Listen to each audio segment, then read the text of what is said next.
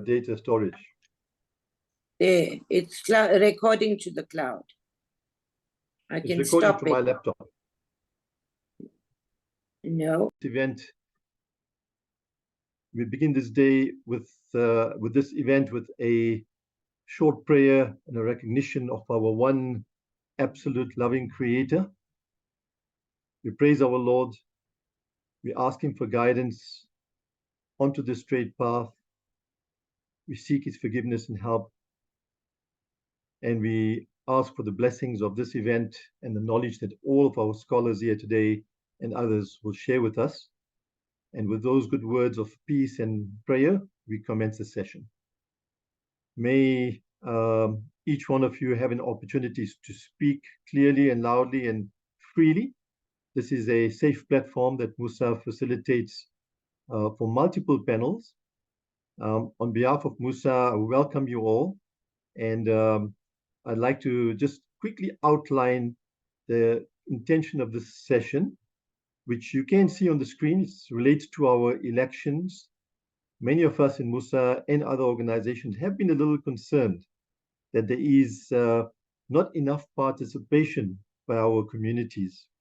And we hope that our leaders can play a part in changing that through all your platforms, Valpits, community talks, influencing abilities across our communities. We do also feel that there is a lack of leadership across not just our country, but across the globe, where there aren't enough selfless, ethical leaders taking the forefront. And often we find that selfless leaders don't want the power or the ego or the platform or the kind of situation where people who are keen on having their egos boosted try to compete for. So we want to encourage people who are selfless and ethical to step forward, because that's what we need as communities. And in South Africa, with social cohesion and all the kind of solidarity that's taking place, hopefully your insights will help us with respect to that. We have started a bit late, so I'm not going to take too much time. We've got a fantastic panel.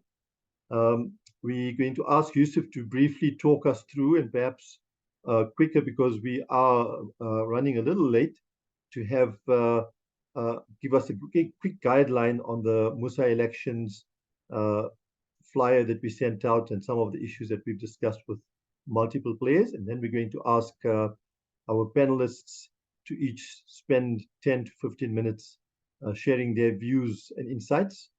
After Musa, I will ask Mufti Shafiq to start off with the request that he's made to attend to some other urgent matters, but hopefully he will rejoin us on the panel for discussions. And then Swami Vedanand, and then Mahadi, and then Reverend Edwin Harrison. So without further ado, over to you, Yusuf.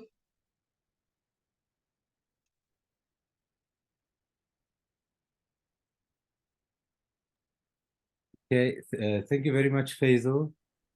Greetings to everyone.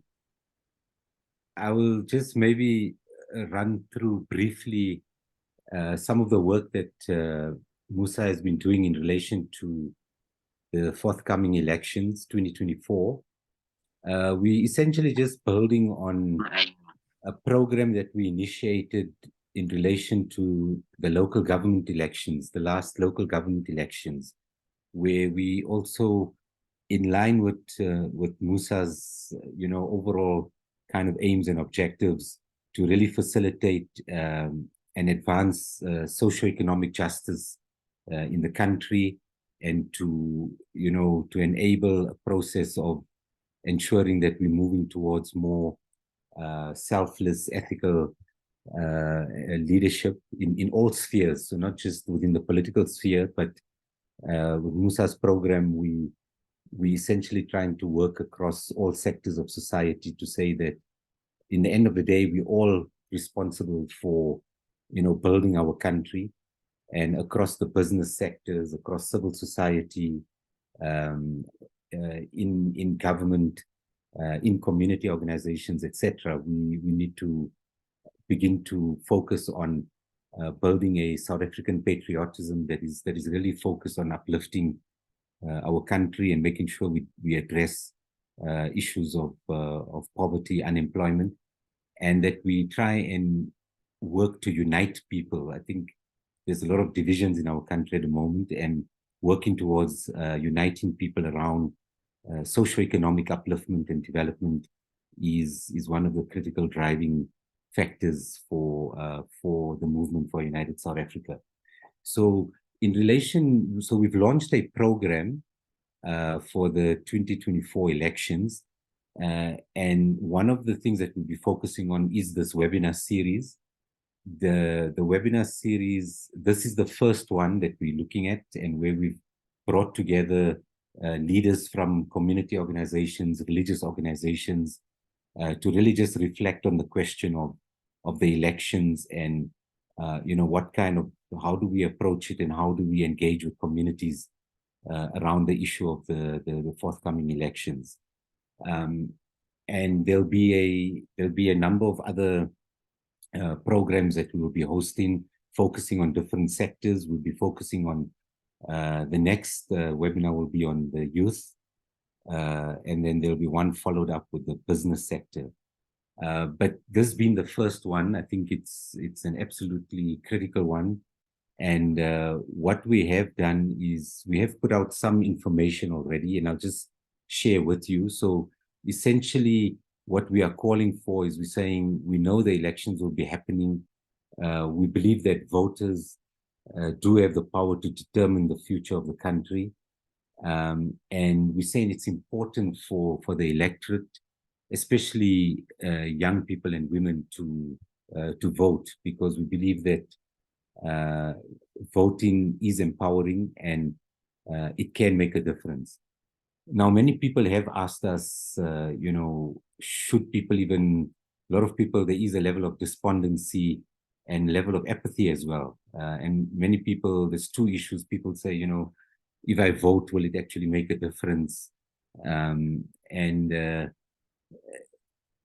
people just believe that even registering to vote is just not worth it. So I think we've picked up that there is a need for a concerted effort to actually encourage people to vote. We strongly believe that it will help keep our constitutional democracy alive and ensure that the rights and freedom that we have and that has come at a huge cost and sacrifice to many people's lives as well. We believe that we need to honor that, but going forward, we have to keep our constitution intact. I think that's the one thing that protects us as a society more broadly. I think within the current political landscape, it's important that each vote can contribute to determining the balance of power in the country. And in the bigger scheme of things, there's actually, if you look at the actual number of people that are actually voting compared to the size of the electorate, it's actually quite small. So we do believe that the more people register and the more people that actually come out and vote, you can begin to create a more competitive environment in the political landscape, and that can always only be good for the country. I think by a low voter turnout, now there is this argument that there just isn't anybody that people are want to vote for, and you could then say that actually if there's a problem with our system and people are despondent with a lot of things across the system and with many political parties, then by not voting, you're making you're signaling that as voters we are not happy with government or the system, and then maybe we should withhold our vote, and it's a sign of protest. So that is an argument, but I don't believe, and I think as Musa we don't believe that's that's a useful approach. We believe people must participate. we must get involved in, if in building even support across different the political spectrum, but and there's a large variety and choices that people do have. So we believe that keeping a low voter turnout is not going to be helpful for the country. Yeah, I think to the contrary, it just signals that people are not strongly wanting to change things in the country. So we do believe that we need to get people out there. We need to get as many young people as possible. The youth vote is a major factor. We know that almost 20 million people in the country. The latest census has come out. Almost 20 million people are aged between 18 to 34 years. So that's a large percentage of the population, very significant, component of our overall demographic. And I think getting the youth out to vote is going to be absolutely crucial. The one other thing is that it's important for people to vote so that we remain and we build the notion of being socially conscious citizens. And voting is a key part of being socially conscious and taking an interest in the well-being of the country. And I think the final point is you're saying if you do not vote, then decisions and running of the state will ultimately be determined by those that do vote, and your voice will remain marginalized. Now, there's another flyer that we had put out, which just sort of summarizes 7 broad criteria. When people are voting, or what are the kind of things that they should take into account. And just briefly, we believe that it's important to vote for political parties that have an inspiring and a unifying vision for a renewed South Africa. We believe that any parties that are, built on or based on the basis of sectarianism or dividing people, we don't believe those parties would add value to what we need to be doing as a country. Secondly, it's important to look at the plan and program of action of political parties, and whether parties are able to focus on the issue of reducing inequality and eliminating all forms of oppression and exploitation with urgency. So it's not just about the talk, but we need to look at, do parties actually have specific programs of action in place? Then thirdly, I think we need to look at whether there's a commitment to protect and advance the Constitution, including an independent judiciary and justice system that acts fairly and without fear or favor.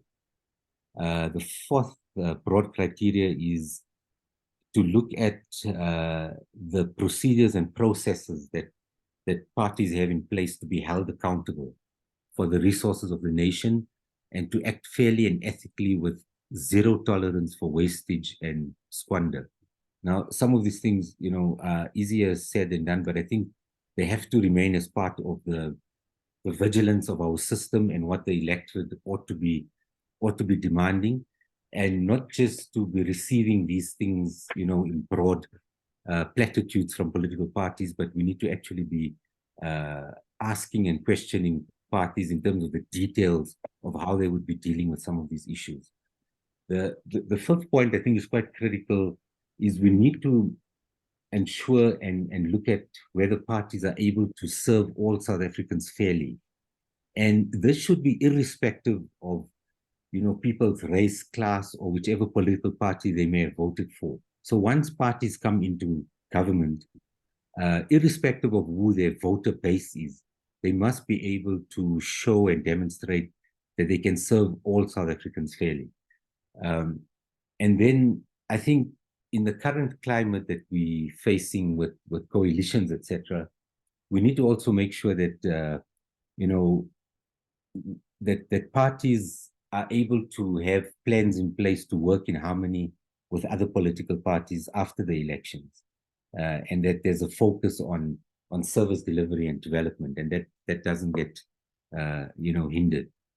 And then the last broad point is just in relation to the sort of foreign relations policies of political parties, and how the positioning of of South Africa remains in the best interest of the country, but that we're also promoting global fair trade, cultural exchanges, peace, justice, and solidarity amongst nations. So our political parties, viewing and placing us within the global perspective.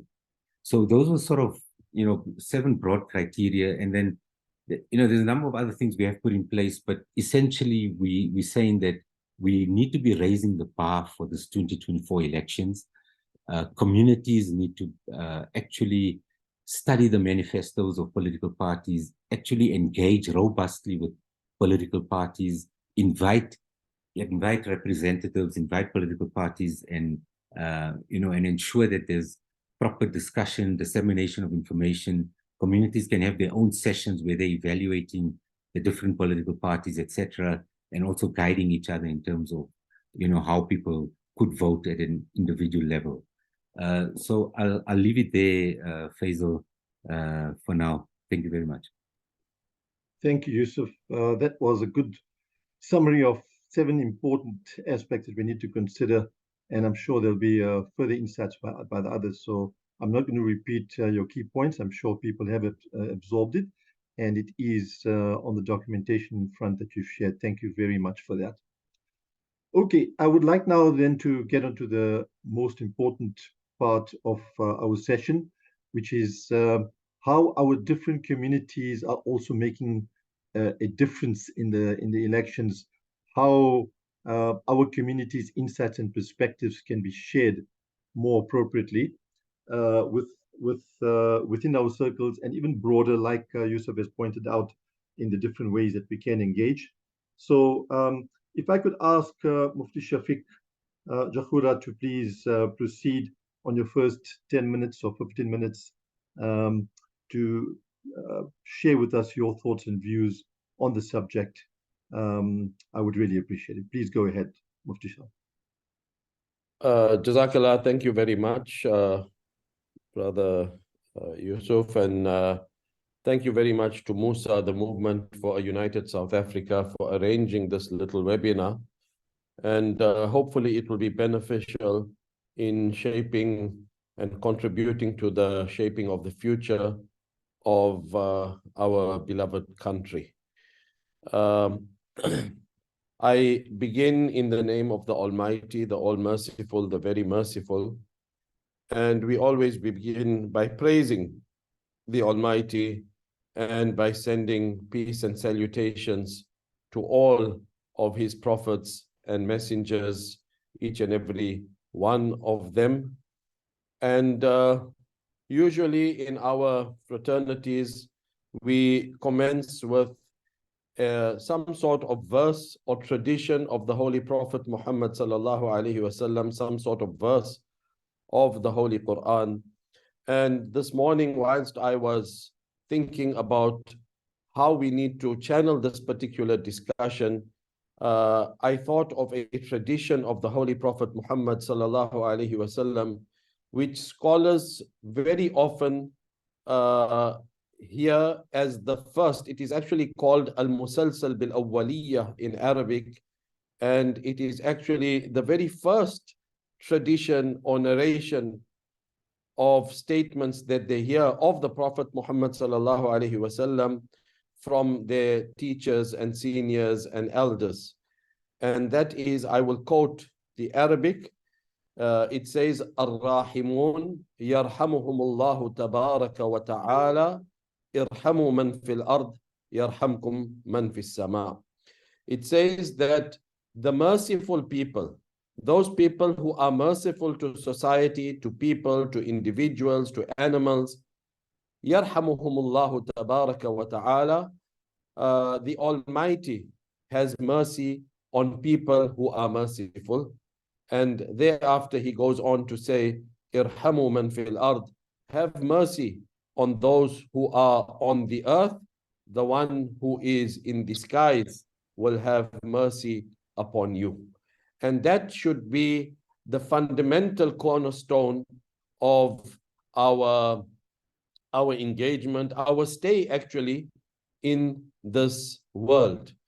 We should be embodiments of mercy. Each and every one of us have got responsibilities, and our responsibilities cannot only be limited to my house, my family, my children, my wife. Wherever we can make a difference to society, we as honest and patriotic citizens of this country need to strive to make a positive impact upon society. And that is the teachings of not only one particular religion, but all religions have got this teaching that we need to be merciful and we need to enhance the growth of society at large. I recently attended a conference in the UK, in London, at which there was a Labour Party MP member of Parliament from Bradford, Mrs. Naz Shah, who was there, and she said that, look, as responsible citizens of any community, we can not only be seen as owning large chunks of real estate and giving lots of charity. That's not adequate. That's not enough. We need to be seen as actively contributing to the economies, to the countries that we live in. And therefore, it becomes so very important for us to participate and to become active citizens in our jurisdictions, in our countries. And therefore, it is so very important, once again, for us to participate in the forthcoming elections that are about to take place. We need to remember that the world that we live in is an imperfect world. There's no utopia, there's no ideal in this world. Everything is work in progress. So for us to have a sort of such an attitude that we want everything to be perfect, that is not going to be, it's not going to happen. It's never been the case, and it will never be the case in this world. There is an Arabic maxim that states, "Ma la yudraku kulluhu, la yudraku kulluhu," that which you cannot achieve 100% of, you do not leave 100% of either. So whatever we are able to achieve, however, to the best of our abilities, to the best of our capacities, we should be trying to achieve that in the best possible manner. So that is one of the pointers I would like to raise. I have quite a few things in my mind, which I believe are important for us to discuss and to speak about. However, I just want to mention these various points that will help us to shape, hopefully, our discussions and guide our communities in the right path. So point number one is that we have a responsibility, and the center of our any endeavor that we embark upon is humanity. It is absolutely important for us to be such citizens who contribute to the enhancement, to the upliftment, to the development of humanity. That should be the cornerstone of our engagements, of our contributions to society. We should also, and that falls under the tradition that I narrated earlier about mercy and being merciful to those who are on the earth, and the Almighty will then show mercy upon us. So that was point number one that I mentioned. I also mentioned point number two about the fact that we live in an imperfect world, and we can't ever have the it will never happen that everyone gets everything like how he wants it. That's just not the nature of this world. So we should make an effort and try and achieve whatever we are able to achieve. And we can only do that by being part of the process and to be contributing to the system. If we are not part of the process, then it is useless for us to be complaining from the outside where we cannot make any sort of difference. So that is another very important point that I thought that we need to be addressing and highlighting. Our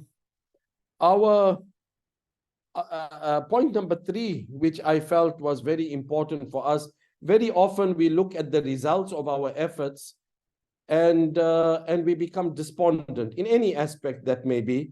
We become despondent and we lose hope. It leads to lethargy. It leads to us not being active any longer. Again, this is something that we should draw our attention to. We are not a nation and we are not a people who are going to be questioned about the results. Our job and our responsibility is to make an effort in the right direction. Results have never and will never ever be in our hands. But so long as we make the right efforts, hopefully we will see the right results. Our objective is to make the effort. Our purpose is to make the effort. Our goal is to tire ourselves in making the right effort. So that is something that I would like for us to highlight as well. It is very important for us to be active citizens and to go on making the right and selfless efforts that we are supposed to be contributing to society and so forth. I also want to use the opportunity to touch on the responsibility of those standing for elections, number one, and also the responsibility of voters and how religion and Islam has laid importance to these particular aspects. Look, democracy may not be the perfect and ideal solution for various sectors of community. But when we are living in a democratic society, then we have to be part of the process to sort of make a difference, to sort of make our voices heard, and to contribute to the process in the right manner. So it may not be the ideal system for many, but we are living in a country where that is the system, and therefore we will have to participate in that if we want to make any meaningful difference. In terms of standing for elections, when a person claims that he is standing for elections, then he claims actually two things. And he needs to be honest to himself in that regard. He needs to be honest to his creator in that regard. And he also needs to be honest to his constituency and the citizens of this country in that regard, because he is claiming that he is capable to fix the problems and to contribute positively to society. So it is a great responsibility that he is putting onto his shoulders, and that is a very, very important aspect that all those standing in elections, wherever it may be in the world, particularly in our country, it is a huge and onerous responsibility, and we should only be standing if we are capable. And number two is, when we say that we are standing for elections, we are saying that we will fulfill our fiduciary duties and with trustworthiness and with honesty. So therefore, this is a huge responsibility. It's not just a personal sort of preference. It's not just another job. It's not just anything else. It is an additional responsibility that one is taking upon oneself. Inna khayra man ista'jarta al-qawiyyu al-amin. And the Holy Quran speaks about it in that a person who takes on certain responsibility, certain work, he should have the capabilities to do it, and he should also be honest and trustworthy and ensure that he fulfills his goals in that particular manner. Excuse. Turad, can you mute yourself, please? Sheikh, you have another 1.5 minutes or so.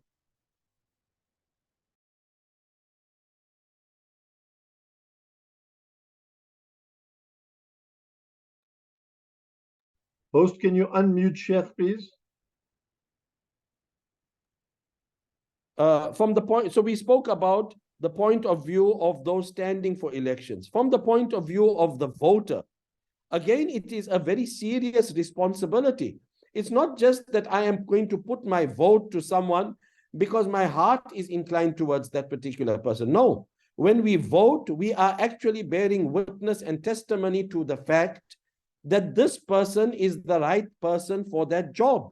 And therefore, our vote has got consequences beyond this world. We are going to be asked and questioned in the hereafter that did you truly and really believe that this particular person is the right person for the job?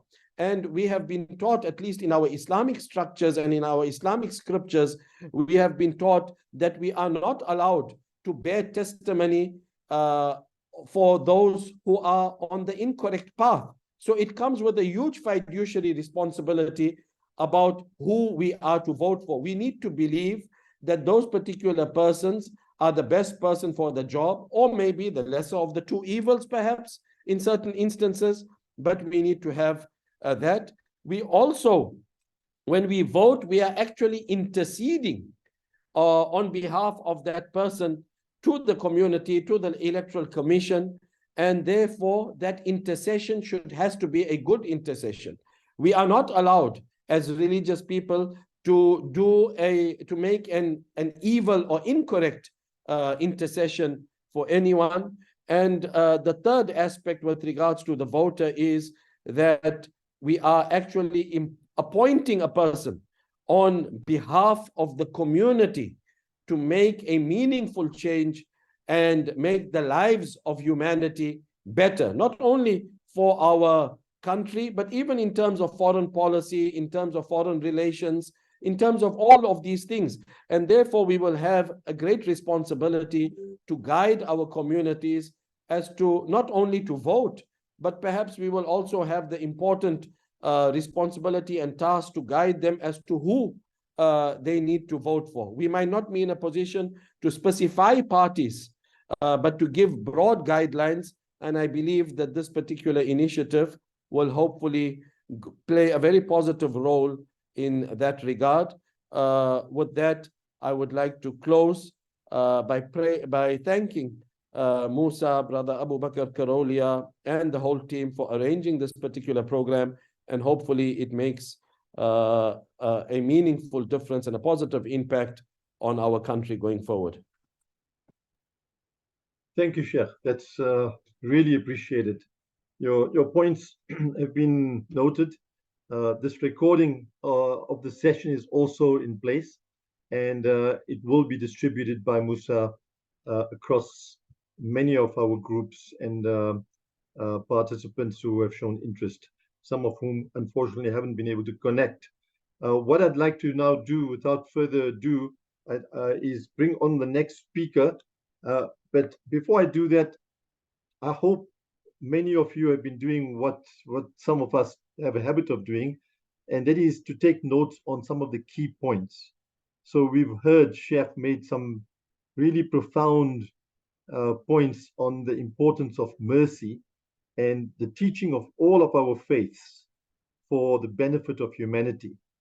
And he also talked about the key thing on elections, and I'm glad to see people like Shiraz Ghani and others also present who are also campaigning for the same thing: transformation, leadership, ethical, moral participation.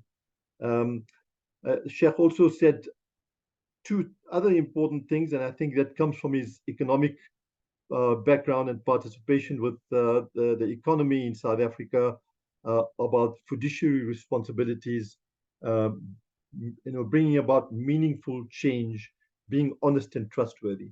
So thank you very, very much for that, Sheikh Shafiq Jahura. I really appreciate it. Now, we've got Swami Vedanand Saraswati with us from the Arya Samaj. Arya Samaj has been a phenomenal contributor on revealing for us, and particularly myself as an interested student of scripture, on the oneness of our Creator. The Vedic scriptures are profound in terms of how they correlate with what the Quran teaches, what the Bible teaches, what the Torah teaches, and most people don't realize the importance of this concept of oneness that permeates through all our faith groups. You can see a great outline and introduction to our leader. Without too much conversation on what I think, I'm going to hand over to your good self, Swami Sab, and let you proceed to share your views. Please go ahead. Thank you. Thank you so much, and loving namaste and greetings of peace to all of you, Faisal Bhai, Yusuf Bhai, all those at Musa, my fellow respected panelists and fellow South Africans. It's an absolute privilege and honor for me to be afforded the opportunity by Musa to be a panelist on the program and discussing an important issue at this critical juncture of South African governance and politics leading to the 2024 elections. As free South Africans, we have much to be thankful for. I mean, our mothers and fathers fought hard and sacrificed so much for the right to be free and recognized as equals in society. The mere fact that we can now cast our ballot to elect a leader of our own choosing, aside from the dynamics that we face, is testament to our democracy.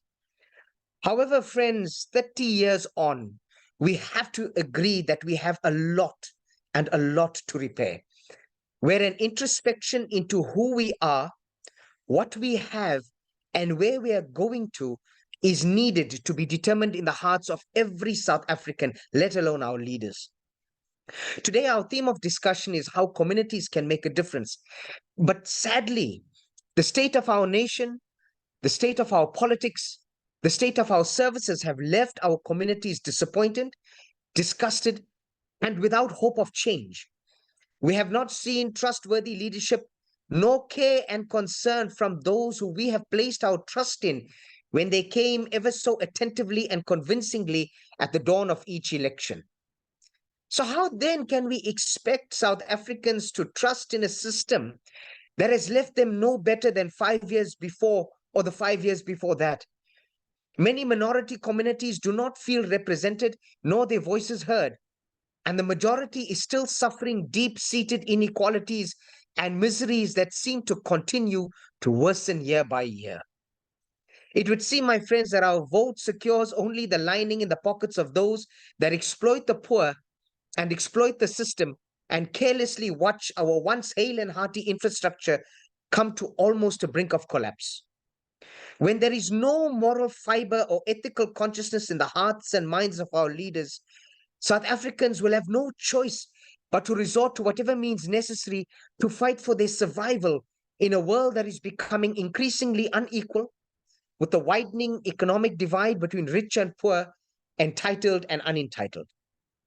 Now, my friends, as gloomy as this all may sound, the reason I'm happy to sit on this panel is because I firmly believe that we, as South Africans and as a country, are not doomed. Our elders fought too hard and gave too much for us just to lose hope and give up. No. The solution to our transformation and revitalization lies in each and every one of us and the power that we possess as a collective. As a proud South African Hindu, I share with you what the Vedas, our scripture, teaches us about the power of citizenship, about the power of oneness. The Yajur Veda, chapter 9, mantra 40 says, "Who constitutes the government of a free country? It is the people. The citizens of the country who are the authority behind government. And it is the people and the government in joint effort who rule the country in cooperation and interdependence. The Hindu idea of a self-governing country is a systematic organization of the people and government for the purpose of righteous living, which includes the protection and advancement of the freedom, welfare, happiness, knowledge and education, justice, and exercise of the rights and duties of all, individually and collectively, in a state of freedom from poverty, ignorance, and justice. The Yajur Veda goes on to say that it is emphasized that the rights and freedoms of all of us are not absolute. Discipline is the condition of freedom, and rights are contingent on duties, and duties are incumbent on rights. Rights and duties, freedom and discipline are two sides of the same coin. It instructs us to elect a leader and a cabinet that we all equally can be proud of. One that is selfless, not conflicted, whom by merit and virtue deserves to be elected into office, commanding the love, respect, and admiration of their citizens. The leader's office is not hereditary, my friends, but elective. And only one who possesses merit and virtue of an exceptional order is worthy of election. For that leader, there is nothing private and nothing secret. Everything must be fair and open and above board, providing spotless and transparent administration. Their leaders' moral standards must echo the ideal that the citizens strive towards. And this is declared in Yajur Veda, chapter 7. The people must implement strong checks and balances. The leader is responsible to the people, and the people should observe and uphold the laws of the land. The government is the representative of the people. It is appointed by the people and must work in the interest of the people alone. And if for any reason it fails to work for the people, Atharva Veda says the government forfeits the right and power to govern and must be removed by the people. Remember, power corrupts and absolute power corrupts absolutely. Again, my friends, the aim of government should be only the welfare of the people, their sustenance, their health, education, employment, and pension, so that it may help everyone not just survive, but thrive as an individual and collective. And it cannot only focus on human welfare alone. Policies and enforcement of laws to protect and preserve our environment and our wildlife is critical to our survival as a nation and as the globe. We are destroying our ecosystem at a rapidly alarming rate, and we are already seeing the effects of a volcano waiting to explode, but all we tend to do is talk. No leader is out there strong enough to go and set these policies at bay and implement them in a way that needs to be. Human welfare and environmental welfare are interlinked and interdependent. This, in a nutshell, is the Hindu Vedic teaching on governance and the power of the people. Enough, my friends. We've all had enough of silent, fearful power. The Vedas and all our scriptures of all the religions of the world teach us that the true aim of power is righteous. It's for security, peace, and prosperity and happiness for the nation and all the people. We have created fear out of our power and greed, and we are forgetting ourselves and our moral compass in the thrill of that power and greed, in spite of that fear. As citizens, we must be aware of what we want for our beautiful land. We cannot wait for a miracle because we are the miracle. We just need to realize it and once and for all hold to account those who have already started to knock on our doors, selling a promise that many have not been yet able to keep. We cannot be used anymore. Now the power is once again in our hands. And whilst we hold the power, whilst we hold our leaders to account, we must not only rely on government to take action. It is our responsibility as citizens, patriotic and proud South African citizens, to re-establish and enforce the moral and ethical compass within the fabric of our society amongst each other. When we stand firm and say no to corruption, GBV, racism, discrimination, then we automatically disengage the power of those who feel empowered to exploit the laws and principles of our land. It is only when we become complacent and don't take responsibility that we allow such a thing as state capture to become a reality, or continue to bear witness to a car or a person being hijacked or even kidnapped, while others fearfully watch, being too scared to stop it. It's when we keep quiet against the screams of our women, children, and all those who are violently overpowered and exploited that we allow our country to become a criminal state. Is this the South Africa we want? Is this the rainbow nation we should be proud of? We cannot only be patriotic when the Proteas or the Springboks are playing on the international stage. We have to be patriotic when we see garbage thrown on the streets instead of the bin and do something about it. We have to be patriotic when we see infrastructure collapsing and our people's fighting and standing up against it vocally and fearlessly, because we are proud of our Mzansi. It is us who are solely responsible to protect our hard-earned freedom, protect our integrity as a people and a country.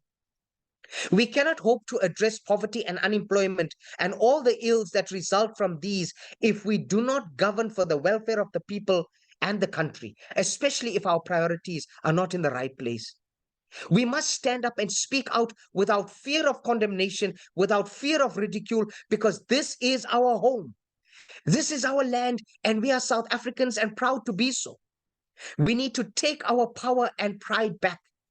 We must be proud that we belong to a nation whose constitution does not single out any single particular race, language, or religion over the other, but celebrates all equally, stating powerfully that South Africa belongs to all who live in it, united in our diversity.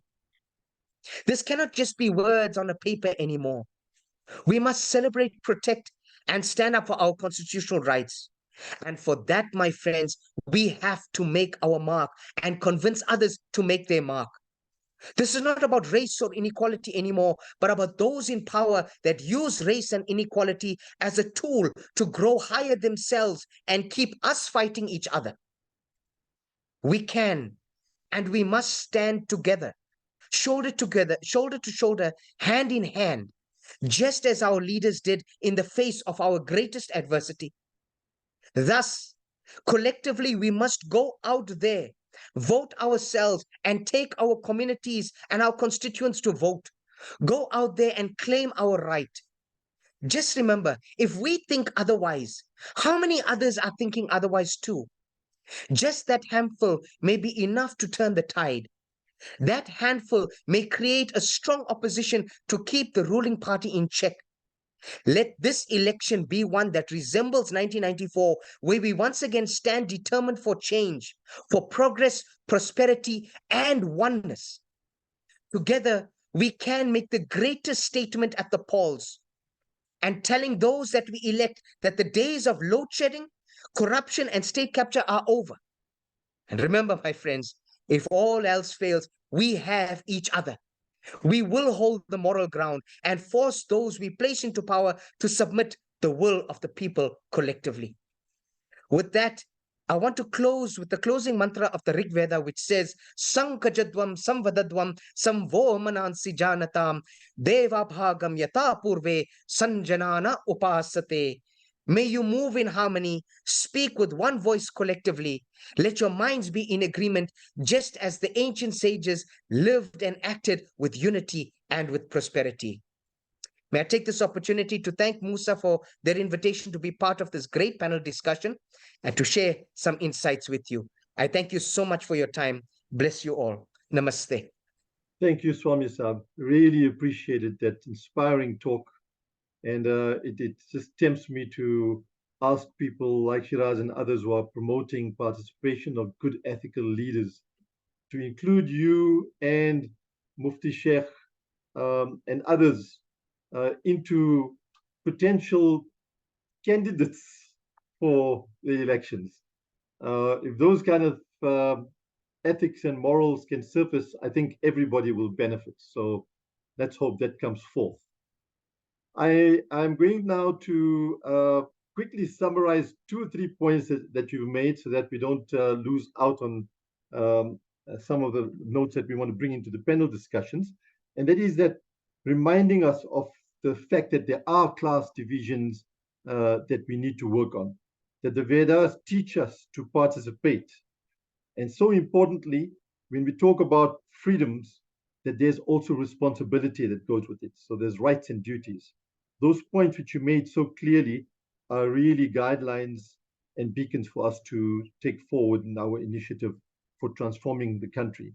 You also pointed out the importance of this election compared to many others, which is almost like the 1994 elections. So we have a lot to do. May God Almighty help us all in the path to succeed in transforming the country for the benefit of all. Thank you. I'm now going to proceed with our next guest, and that is Mahadi Buthelezi. Mahadi, as you would see in the profile description of her, is with the Faith Action to End Gender-Based Violence Collective and part of the National Coordinating Team. Welcome, Mahadi. Over to you to share your views. Thank you. Thank you. Thank you very much. Am I audible?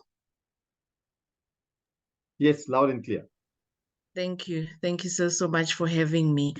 I'd first like to begin with Matthew 5, verse 16. In the same way, let your light shine before others, that they may see your good deeds and glorify your Father in heaven. Once again, as I said, I greet you all in the name of our God, who's got many, many, many names. With that said, colleagues, allow me to give to you this presentation. Forgive me, I'm just trying to minimize the screen so that I'm able to go to my report. Mahadi, do you want to present something or are you going to talk to it? I'm going to talk to it. I'm going to fine. talk to it. Yes, yes. All right, I just want to sign out from the full screen. Let's just see. All right.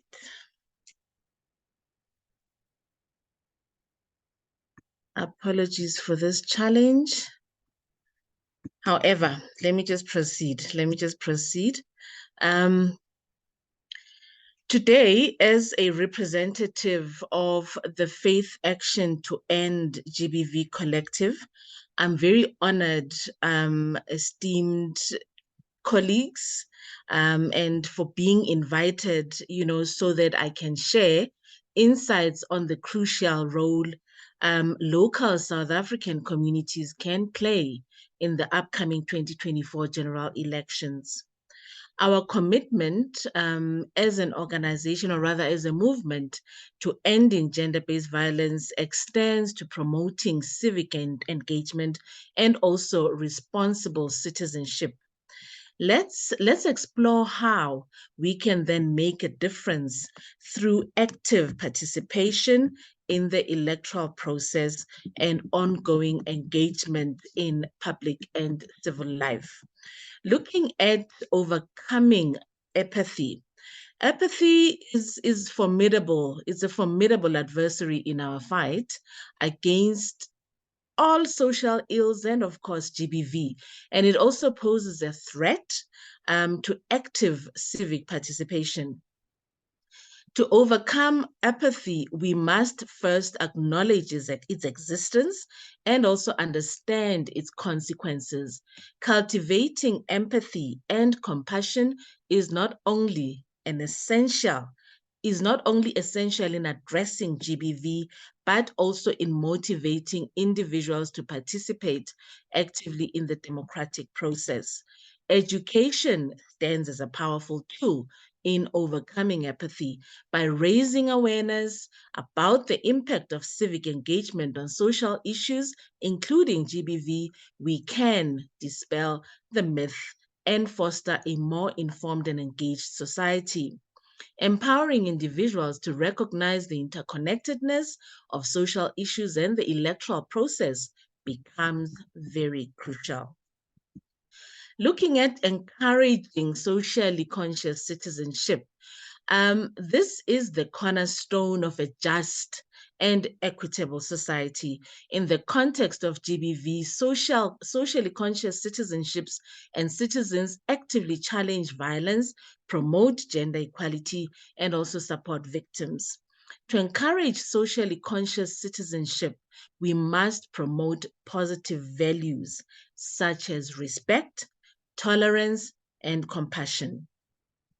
Fostering a culture of civic engagement where individuals actively participate in community initiatives and hold leaders accountable is very key. The upcoming elections provide a platform for citizens to voice their concerns and also advocate for policies that address not only GBV but also broader social issues. And when we delve more into addressing moral fiber and social values, moral fiber and social values are an integral part to a strong society. Faith communities, as custodians of moral values, can actually play a significant role, colleagues, in guiding ethical behavior and interactions. Strengthening moral fiber basically involves reclaiming our spiritual and cultural heritage. Faith provides a powerful moral compass, guiding us towards empathy, compassion, and respect for all.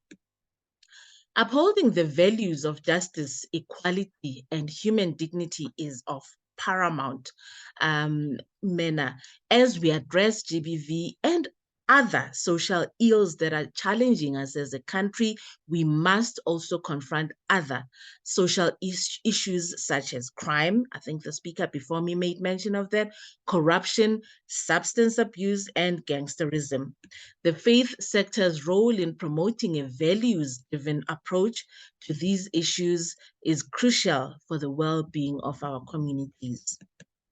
Looking into ethical, selfless, and capable leadership, this is essential not only, once again, in addressing GBV, but also in fostering good governance.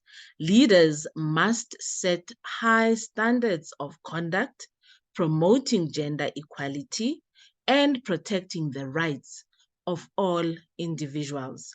The faith sector can contribute by supporting and nurturing ethical leadership, encouraging individuals with integrity, and also a commitment to justice, which will be a step forward. Holding leaders accountable for upholding their responsibilities is crucial. As we approach the 2024 elections, let us scrutinize the candidates and also support those who align with our values, particularly regarding GBVF and broader social issues. South African patriotism and social solidarity. This is about a deep love for our country, its people, and its potential.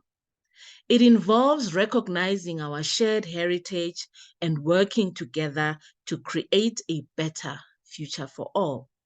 Social solidarity is the foundation for a united and resilient society, fostering a sense of community and support in times of adversity. As we approach the elections, colleagues, let us unite in the spirit of patriotism and social solidarity. By participating actively, we contribute to shaping the future of our nation, ensuring that it aligns with the values that we hold dear to our hearts. Just touching a bit on interfaith commitment to action against GBV, our recently launched signature campaign and statement witnessed a harsh reality of GBVF unequivocally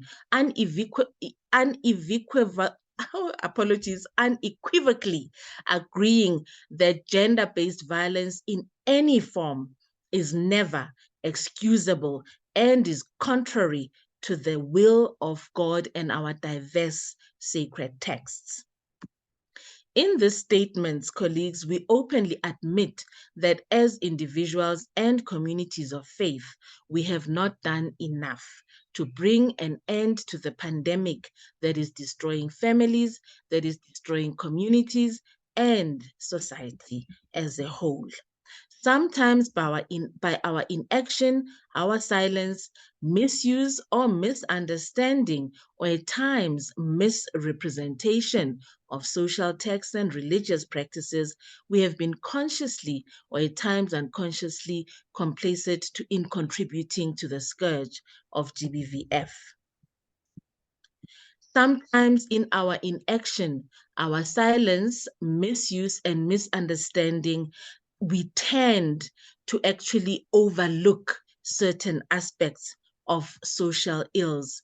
This acknowledgement is a crucial step towards fostering a culture of accountability and a change within our faith communities. Looking at the national context of the faith sector's role, we note that the national context that South Africa's President Ramaphosa has recognized that GBVF has reached a pandemic proportion in the country. In April 2020, the National Strategic Plan on GBVF marked a historic milestone in the struggle to end GBVF in South Africa. The NSP explicitly highlights the critical role of the faith sector as a key stakeholder to mobilize through faith, through dignity, humanity, Ubuntu, social justice, and gender justice. The faith sector, as part of the solution, is also urged to harness its capacity as agents of social norm change, aligning with the whole society approach envisaged in the NSP. The 2022 National Presidential GBVF Summit saw key resolutions proposed by a faith sector caucus, committing to establish shared ethical values, support survivors of GBV against perpetrators, dismantle patriarchy from religious teachings and practices, and strengthen spiritual healing and restorative justice, eradicating all forms of spiritual abuse. In addressing the root causes, colleagues, lastly, we recognize that to meaningfully confront the scourge of gender-based violence in South Africa, we must interrogate the root causes. It is not enough to alleviate the symptoms. Violence emanates from deeply rooted biases, norms, and stereotypes that cause structural, psychosocial, unequal gender dynamics. These have become normalized as the way the world is or should be. As a custodian of social norms and attitudes, the faith sector becomes a particular relevant stakeholder in primary prevention interventions. Additionally, we play a crucial role in ensuring that justice is served in all cases. In conclusion, the Faith Action to End Gender-Based Collective pledges to work tirelessly towards overcoming apathy, encouraging socially conscious citizenship, and promoting ethical, self, and capable leadership. By acknowledging our shortcomings and actively engaging in efforts to address them, we are taking a significant step towards creating a more just and compassionate society. As we approach the 2024 general elections, let us carry this commitment into our civic responsibility. With that said, thank you so much to Musa for your unwavering dedication to these crucial causes, and together we can make a lasting impact on our communities and the future of our nation. Thank you. Thank you, Mahadi. That was very, very useful to touch base on. You know, one of the key things that we often forget is the gender aspect, the youth aspect, and the inclusivity that Musa often talks about. That we have to really be inclusive, not just across faith groups, but also, as Swami mentioned, across different classes. And as you've highlighted, um, united in an inclusive way that doesn't neglect the GBVF kind of issues that you've raised. The key thing that I think we can also bring into further discussion later on that you did talk about is the interconnectedness. This interconnectedness that exists is crucial for us to focus on. You also mentioned apathy and empathy, and let's rather work towards greater empathy and encourage our youth and encourage our families, encourage our communities to be more participatory in the kind of points that you've raised for us to get greater civic participation. Thank you once again for all that you've shared. We now have an opportunity to go on to our last speaker before the panel discussion. And I think, Yusuf, if you could just bring up the details of Reverend, I'd appreciate it.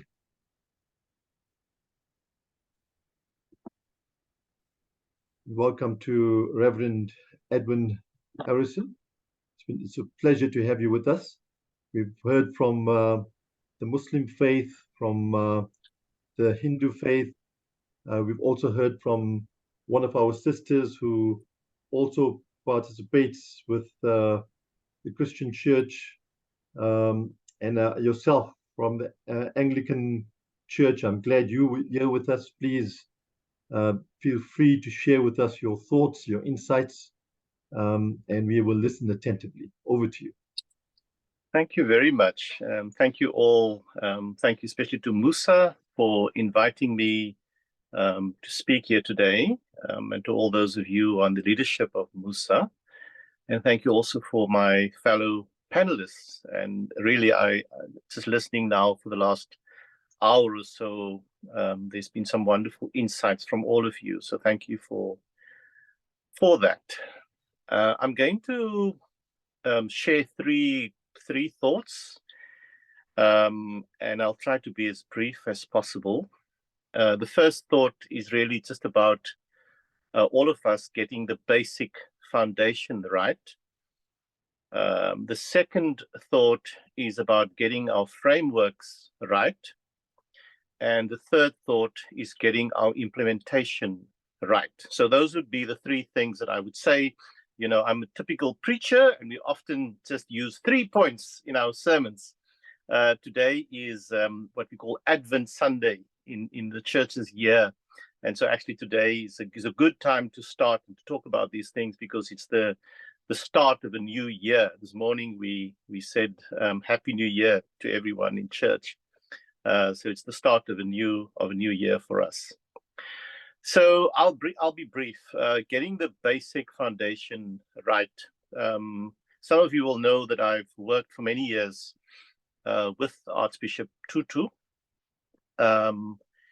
And of course, he passed away in 2021 on Boxing Day, and he was buried on the 1st of the next year, the 1st January 2022.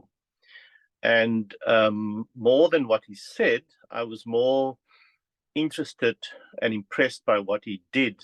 So two quick stories. The first story is when I traveled with him to the northern part of the country, Namakwaland. I was with him for the weekend. I was his driver, his chaplain, and so on. And as we ended on the Sunday, we had a meal with a family.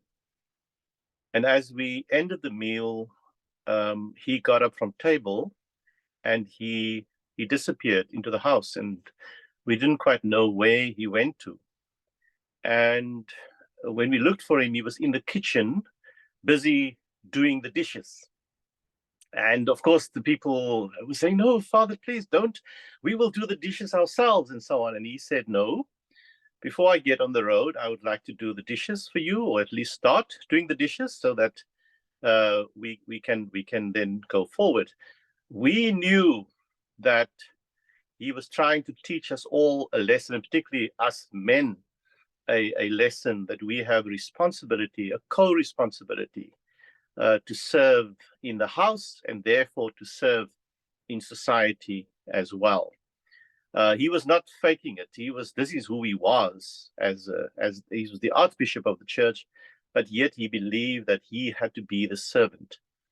And so that's the basic foundation that we must get right. It's the foundation of service.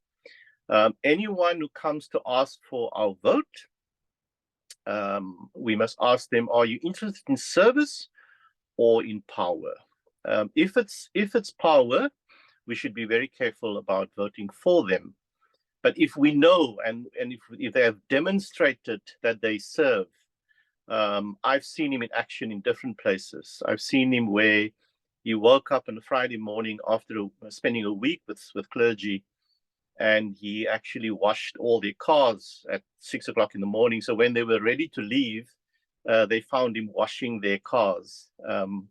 And those of us who work closely with him will say that this is the most important lesson that he taught us, the lesson of service. And so in considering who we vote for next year, in considering who we vote for, in considering where we make our cross next year, I'm strongly urging that we remember the idea, the basic foundation of service.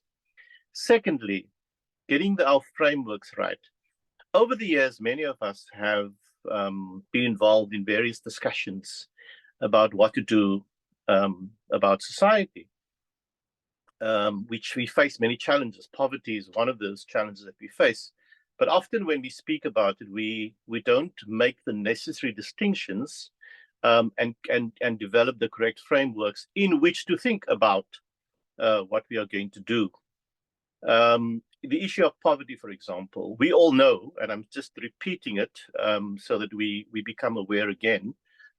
We are aware that some people talk about poverty alleviation, others talk about poverty reduction, and other people speak about poverty eradication. These are three words that are important, but it's important that we understand the difference between what it means to alleviate poverty, which is important, things like food banks, making food available for hungry people. That's important, but it only alleviates for today. We have to think then about what do we need to do to reduce the poverty, and that is about perhaps creating food gardens or other things like that. And what does it mean to actually eradicate poverty in our countries? There have been societies in the world where poverty has been eradicated, and so we can learn lessons from those societies and ensure that the policies that are being promoted by parties who wish us to vote for them, that these actually lead to the eradication of poverty. The same with the framework around racism. We all have been talking about this issue of racism over many years, and some parties will certainly be using the issue of racism as we move towards the election. And I think we must be clear, what are we talking about? Are we talking about multi-racialism, as some parties do? Are we talking about non-racialism, as others do? Or are we talking about anti-racism? And I think it's important that I simply just mention these words for now, and that we as citizens think through what it is when we use the word race or racism. Sobukwe was correct when he said that there's only one race, and that's the human race, and that racism really is something that we have socially constructed. It is a reality, and we need to deal with it. but we must deal with it appropriately and not simply deal with it as a political strategy, but rather to say, how do we ensure that people in South Africa work together, and therefore not hide behind other words in order to, in fact, implement racism. And then finally, what do we do to get the implementation right? So we've got the foundations, our service, the frameworks, and we can speak about many different frameworks. How do we get the implementation right? South Africa, unfortunately, is a society of too many plans. We have on the municipal level an IDP, development plan. We have on provincial level plans. We have a national development plan. We have charters. We have scenario plans. We have almost too many plans in this country. What we do not have are people who are able to both honestly and effectively implement these plans within the legal framework that exists there. This requires a certain amount of skill, of course, and so we must not shy away from the fact that we do need people who are skilled in order to implement. One of the most important skills I believe that we are going to need in this country is the skill of facilitation. It is one thing to simply go and implement and do things in a certain community. It's another thing to actually facilitate a process whereby the community talk about it together, and whereby the community makes their own plans, and where the community implements their own plans. The difference between those is someone who does things for people and someone who helps people to do things for themselves. And I think we will need skill, we'll need the wisdom to be able to do that. And so as we move towards the election next year, I simply ask that those of us who are looking at this in society, that we ask ourselves, are people ready to serve, or do they simply want to be in power? Do these people who want to serve, do they have frameworks that are realistically possible to eventually implement? And do they have the skills, the wisdom, and the honesty to actually implement? I hope that we will find such leaders. Thank you. Thank you, Reverend. That was so delightful to hear. It was like a Musa person speaking. You had talked about facilitation after your 3 points, and your 3 points, I noticed you mentioned it not just in terms of your organizing your talk, but also in terms of racism and poverty. So this three-point agenda is something that people can absorb. The points you make are fundamental. I think the heart of it is what you summed it up as. Implementation is where we lack the skills and the ability, the right people to actually execute on it. And as Musa, we strive to facilitate and enable, which is what you're talking about. So thank you for that reinforcement, and thank you for the points you've made. We now come to the point of real interest to the participants and also those of you that have been part of the panel to pose your questions, to have a discussion. We have limited time. I see that while we did have it as the last part of the program, we are unfortunately only going to be able to give it 25 minutes. So without further ado, I'm going to ask all our panelists to unmute themselves, or at least unmute themselves when they want to say something, and respond to some questions. So I see we've already got a person with his hand up. So I'm going to kick off with that person with his hand up. Abu Karolia, if you could please go ahead and pose your question or make your point.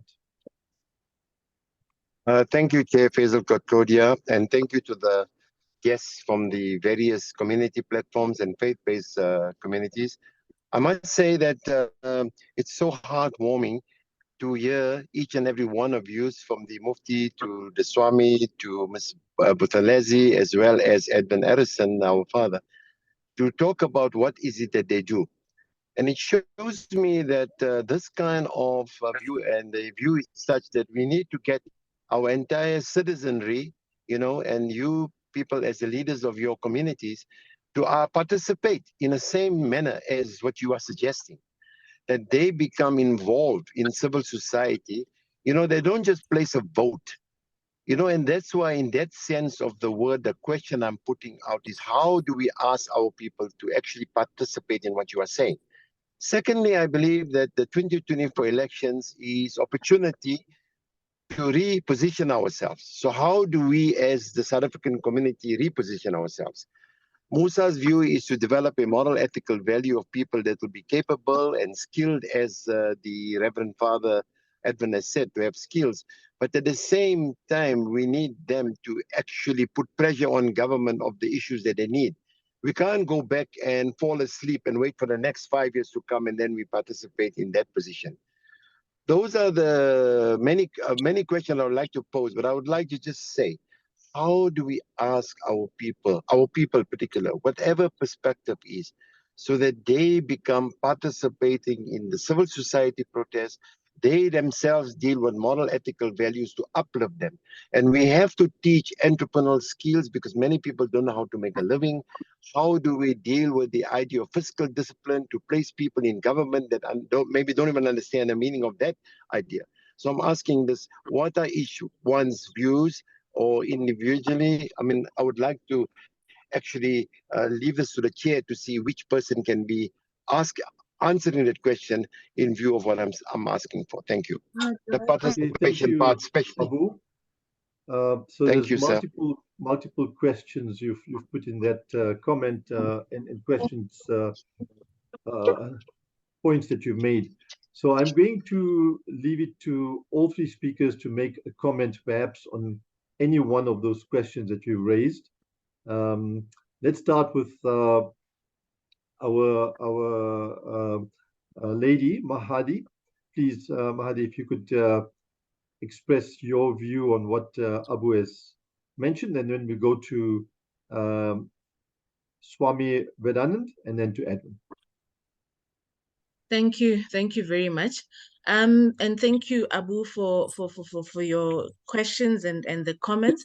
I think from my end, for starters, if we look at our demographics as a country, and also according to Stats South Africa, we need to be made wary that 85% of South Africa's population belongs to one religion or another. We start there. So as the faith sector, we have a whole lot of work on our shoulders above political parties. So with that said, it is our duty as the faith sector to encourage our flock to vote, as Reverend Harrison made mention, not focus on power, but focus on serving the people. Who do they want to see serving them? The 85%. Over and above that, look into issues of the status quo of our country. Again, I refer back to Rev Harrison. We have a lot of plans, we have a lot of policies, we have a lot of acts. We need to zoom into the critical policies, acts, and plans that can be sustainable in moving the country forward and not backwards or stagnant. We need to be more inclusive and also give primary focus. I'm emphasizing on the word primary, focus on our youth and on the women of this country. Thank you. Thank you, Mahadi, for that great input. Before we go to Reverend Swami, can you also put in your contribution there, please? Swami Sab, you are on mute at the moment. Sorry about that. No, thank you so much, Abu. And I want to agree with Mahadi. Yes, as religious leaders, we've got a lot of work to do. Ultimately, it is as spiritual leaders. When I spoke to you, I spoke about the recreating and reinstilling patriotism amongst our people. If we don't feel a sense of ownership to South Africa, a sense of belonging, if it's just leaving it to those who are in power and just letting things be, no matter how much we can try and convince them to vote, that if we don't reinstill that sense of belonging, that sense of pride as a South African, to see that, whether we see garbage on the street, the state of our infrastructure, and the fact that we come to communities that we're not proud of anymore. I'm living in Clarewood. I saw pictures of what Clarewood used to be, a bustling community that was proud of everything it had within. And I look at the state of it today, and it pains me in my heart. But people have lost so much of hope that they've just allowed it to continue to decay. And I'm saying perhaps as spiritual leaders, we need to reinstill that sense of South African pride, of a nation of which our forefathers fought hard for because they were proud of what it presented to them. And if we reinstill that pride, then it makes it easier for us to go and say, now that you've got that pride, go out and vote, because then with that vote, you have the power to make a difference. You have the power to hold to account those leaders that you put in that position.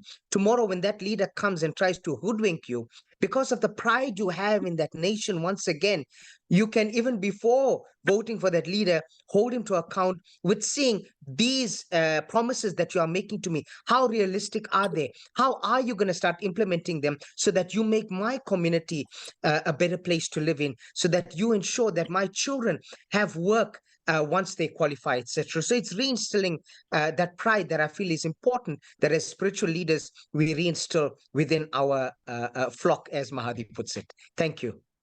Thank you, Swami Sab. Very, very helpful points. Reverend, over to you. And I can simply affirm the previous two speakers. I think what they both have said are completely correct. And perhaps just add two things. The one is that as a faith community, we must understand our power. We have the power, and we do it week by week. We have the power of convening people. Not many people do this. We, as the faith community, we gather our people week by week, and sometimes more than once a week. And so we do have convening power. And with that, we do have infrastructure. We often have buildings. We have all kinds of infrastructure in our societies. And so we must never forget that we have these kind of power, besides the fact that we've got the power of teaching values, which I think Ms. Buthelezi has already referred to. So each faith grouping can actually be a local center of hope, if we understand that we do have this kind of power. And so we don't have a lack of imagination and so on when it comes to mobilizing civil society. It is there. We've done it before, let's say within the UDF. We've done it with the Treatment Action Campaign. We've done it in other sectors as well. And so we do know how to do it. It is about us realizing that we can actually still do it today. Forces of evil, of course, have a way to position itself that they are all powerful, and that they are the ones who are in power. But actually, we need to remind our people in our faith communities that actually evil does not have the last word, that it is goodness and truth and beauty and joy. Those things have the last word. And we have the systems to be able to get that into our society. Thank you. Thank you very much, Reverend. Such amazing points that all of you have made. I think I'd like to just remind us that what Mahadi said, 85% of South Africans are faith people. And Reverend, you said something also so important, which I think our Sheikh and our Swami Sahib will also agree to, that we have the infrastructure as faith groups. We have the platforms, we have the voice, we have the opportunity to communicate. So to answer Abu's question, we are actually positioned to bring about that change. And we need to be more proactively involved, encouraging each other, not bringing down each other and tearing each other down, as you pointed out, Reverend, the forces of evil would love that. So they can continue their state of corruption, they continue their state of ego, continue their efforts of power, whereas our intent, as Swami Sahib, Reverend Sheikh, and Mahadi have mentioned, is more towards ethical, moral, and selfless input. So that's a very, very powerful synergy when we achieve it as different faith groups and create what we want for South Africa. I see a few people from those that have been talking similar kind of themes with us as Musa also here, Imran, Musa, and a few others. Please feel free to state your position, your questions. This is an open panel discussion. Thank you, Ahmed, for your point. And the floor is open. Please, you can speak up since we quite a small group, or you can put your hand up and we will give you an opportunity to come in.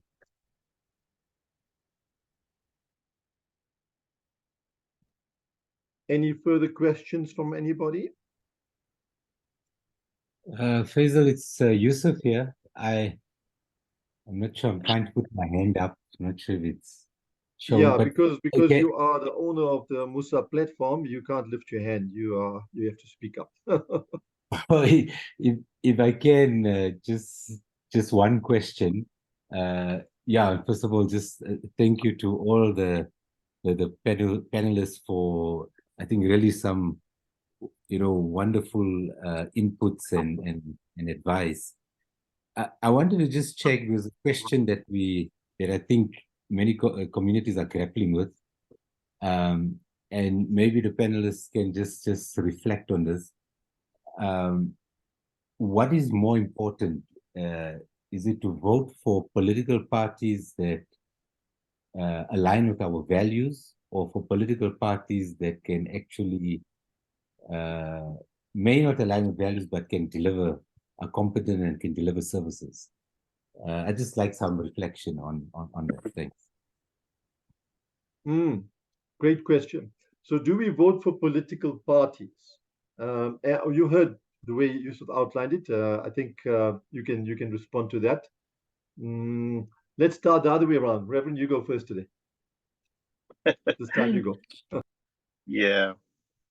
No, I'm happy to go first.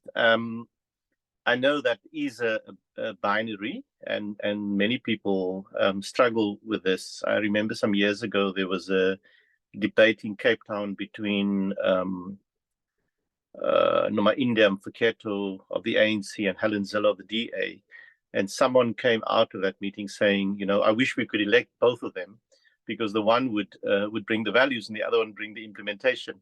And so it does. We do struggle with that.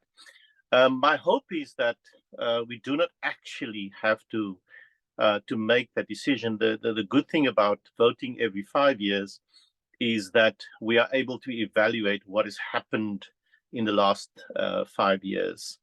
And when it comes to values, of course, we cannot compromise on that. If someone can implement well, but that person is racist, we have to say we will rather find someone who aligns with our values, who can implement, rather than vote for someone who simply doesn't align with one's values. So thanks for the question. I just hope we don't have to face that kind of binary. But if we do face that binary, I'm always certain that values are the most important thing, and that the values must be all encompassing. In other words, it's not just about one thing; it's also about several other things that you can tick off in terms of the list of values, and that you can hold that person accountable in terms of the implementation. Thank you, Reverend, for that. I often wonder, that we've got all the parliamentary ministers, members of parliament elected, and really they're supposed to be there as elected representatives, not opposition. Yeah. They should be collaborating together to make things happen for South Africa, which is, Yes. related directly to your point. If we could, it's not really a binary. We really need both the values that are agreed upon, but also the implementation ability, which means putting aside the aspects which greed and corruption and other weaknesses might lean towards. And that's the heart of your answer, the values. Thank you for that. Swami Sahib, over to you. A beautiful and interesting question. And it reminds me of the Varna system in Hinduism, which speaks about the four social classes of Brahmana, Kshatriya, Vaishya, and Shudra, where the Kshatriyas were basically the government. And it was the Brahmins that weren't directly involved in the governance, but would advise the Kshatriyas to maintain the sort of moral compass. Sometimes, whilst I completely agree with the Reverend that values are fundamental and they're important, but you find that sometimes our leaders, and the right leaders at that, are placed in circumstances where sometimes you're faced with a choice where you're in a moral dilemma. Do you put your values first, or the sake of the people, which might not be a decision based on values, but it might save the nation or save the people? And I think that's where, as faith-based leaders or faith-based institutions, we need to play a larger role. To keep that balance, to be able to be in a position to advise our leaders when they faced with decisions where morals and principles may be compromised. So maybe it leads to us developing a system where we have a greater a say as spiritual leaders, so that in the event, I mean, obviously you can't have a leader that doesn't have any sort of morals, but in the event that a leader is faced with a situation where they have to make this sort of decision, then we have a platform in which we can engage with them to be able to create this balance. Thank you for that. Excellent. Thank you very much for that input. And I'm glad that we, as different faith groups and leaders, are thinking in such common terms. We have very limited time, so I'm only going to take two more questions and or closing comments. Let's go to Karuna, our chairperson of Musa. Please go ahead. Thank you very much, Faisal. And thank you to all the speakers for, very incisive comments and inputs. But I think we need to move beyond coming together when there's a crisis and when there's elections. So as Musa chairperson, I want to put a proposal to the faith leaders who have graciously come together today.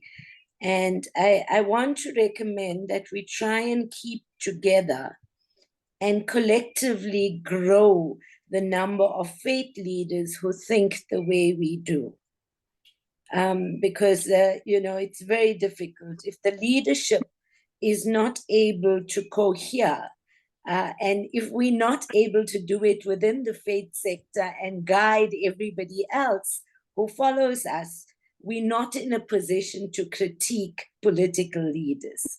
So I'm proposing very strongly, and I'm sure as Musa, our council will be very happy to agree to this, that we actually support you to grow the numbers and take up the issues you're doing. For example, the Faith Action Group is doing some excellent work on GBVF, and we could support it. But I do think, because we're speaking about elections, and there's an ongoing cycle of elections, because people in local government do step down, they do die, and there's by-elections. I think it's important for us to be able to have a mechanism to monitor that the leaders are not going astray. Yeah. And so I'm calling, and I'd like to hear your views. Whether it's possible for us to start small and grow. I think we don't have the caliber of Bishop Tutu Bayes. Nojia Albert Nolan has passed away. There's a lot of old leaders that actually did a lot in the past, but they came together, they led the marches. These days, I'm not too sure we want to do that kind of thing only. I think we need to bring minds together and ensure that the messages that we're putting across actually come together. And I'm just asking, is there an appetite for this?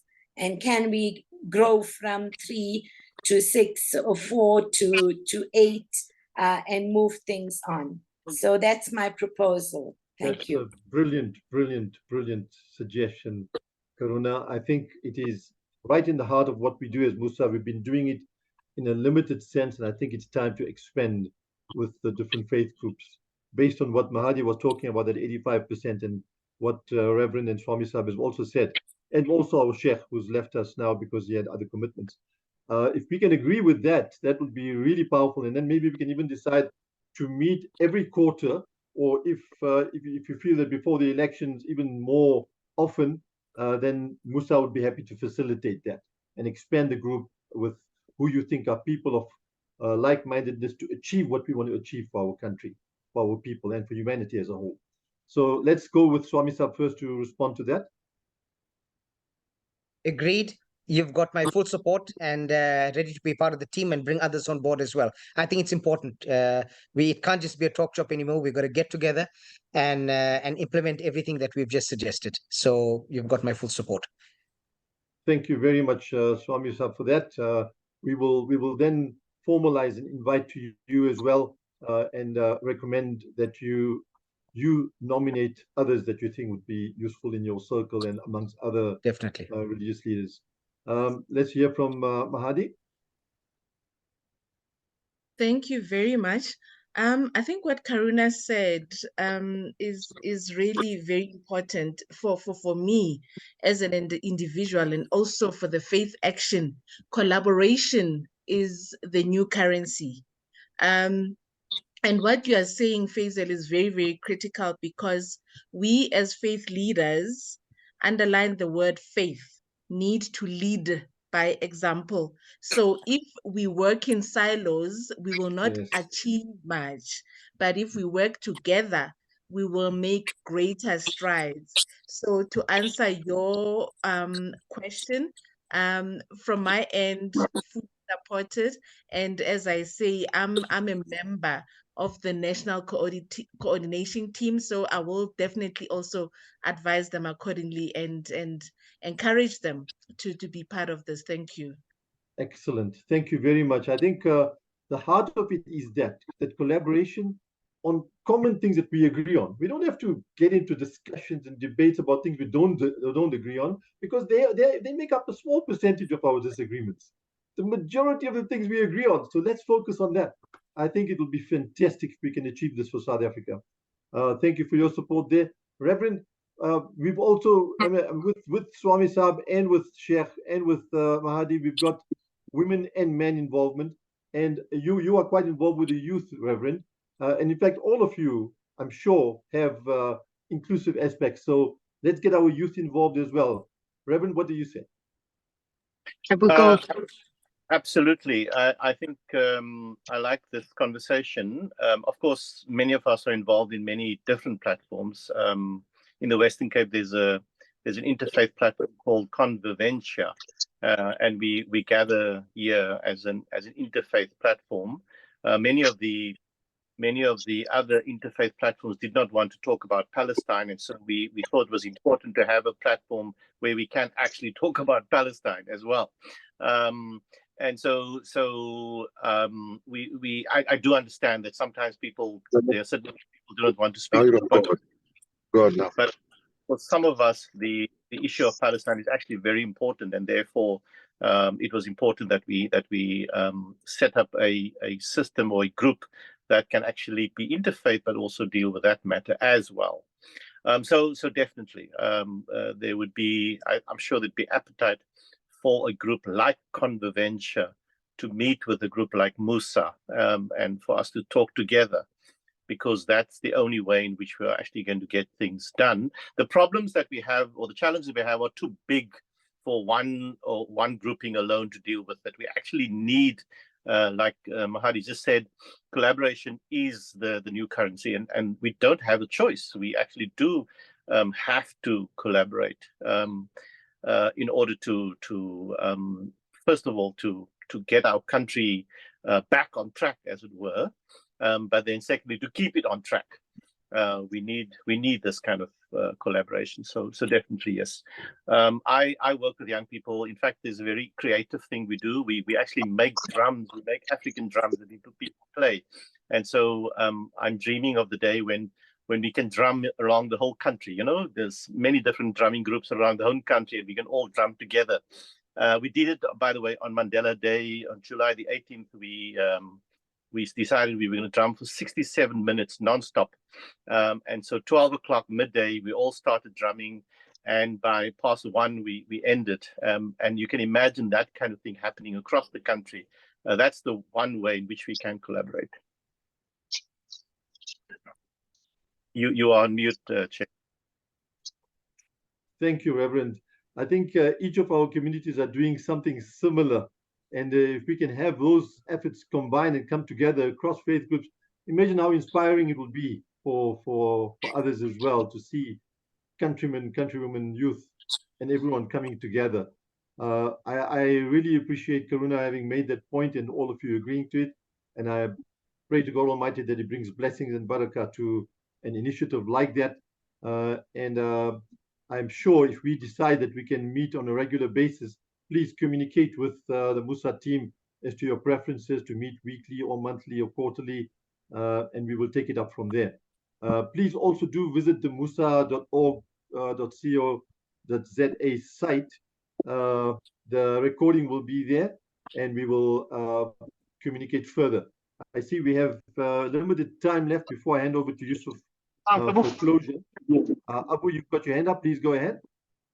Yes, I just want to say a few things to thank everybody on board, especially our guests and listeners. I would have loved to hear Councillor Imran Musa from Lenasia, who's part of the Al Jamaa, in view of the fact of how he does things at the local government level. Perhaps you could just give a few comments. The other things I'd like everybody also, not that we're talking about Musa extensively, but we also appreciate each of you, that Musa has got a website called musa.org.za.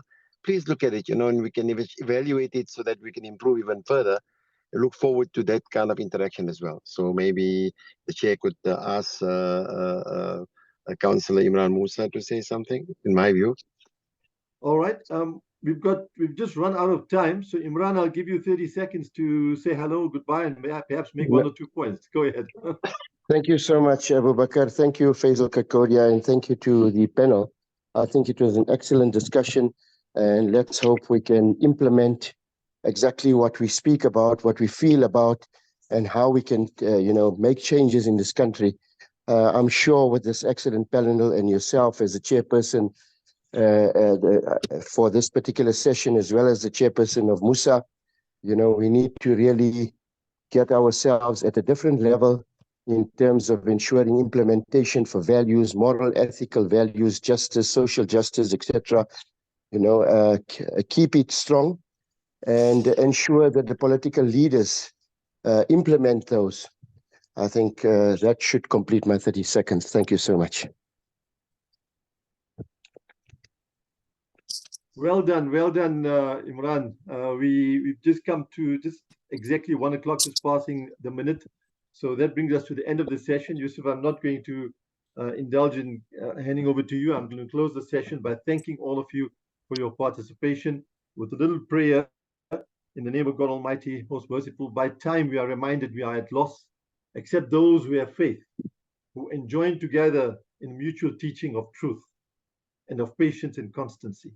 May we all be united in that and join together in every good effort that we can. God bless you all. Thank you for your participation and keep in touch.